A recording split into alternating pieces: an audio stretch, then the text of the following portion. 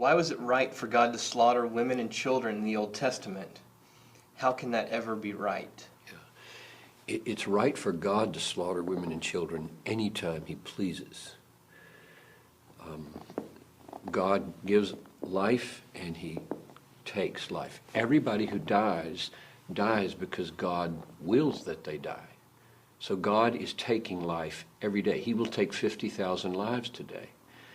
Life is in God's hand.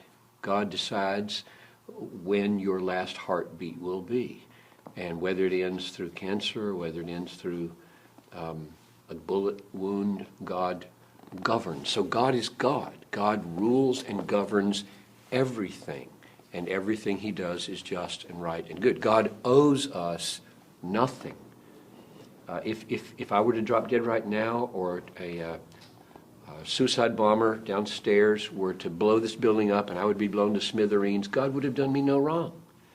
He would have done David no wrong. He does no wrong to anybody when he takes their life at age 2 weeks or at age 92. God is not beholden to us at all. He doesn't owe us anything. Now you add to that we're all sinners and we deserve to die yesterday and go to hell. The fact that we're even breathing today is sheer common grace from God.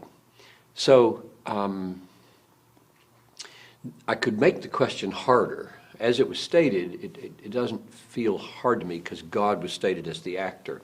But if I make it harder, I'll take longer than 3 minutes to answer the question, and you don't want me in this session. So I think my basic answer is the Old Testament and the New presents God as the one who has total rights over my life and over my death. The Lord gave and the Lord has taken away.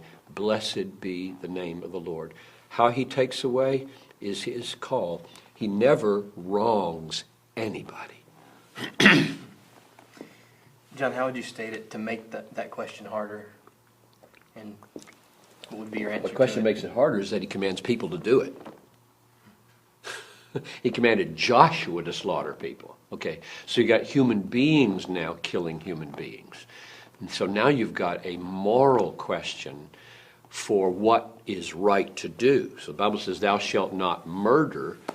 And God says to Joshua, go in and clean house and don't leave anything breathing.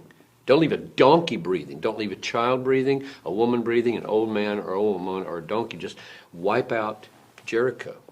And so then my answer is, there is a point in history, a season in history, where God is the immediate king of a people, Israel, different than the way he is the king over the church, which is from all the peoples of Israel and does not have a political, ethnic dimension to it. So there was a political, ethnic dimension. He is immediate king, and he uses this people as his instrument to accomplish his judgment in the world at that time. And God, it says, let the sins of the Amalekites accumulate for 400 years so that they would be full, and then he sends his own people in as his instruments of judgment. So I would vindicate Joshua by saying in that setting, with that structure of people and God, it was right for Joshua to do what God told him to do, and that is annihilate the people. But that's much more complex morally than saying God does. I mean, he can cause a flood and kill everybody on the planet except 8 people. And he didn't do a one of them anything wrong. But he didn't ask anybody else to do that. So whenever God uses others, right now an example would be that God has given the sword to the government. So I believe that the government has a right to take a rapist and a murderer and put him in jail, or to kill him. I mean, I think capital punishment is consistent with Genesis 9 and consistent with God's character because of the value of man. The blood of a man shall be shed for taking the blood of a man. But that's very different than saying anybody can go around killing people.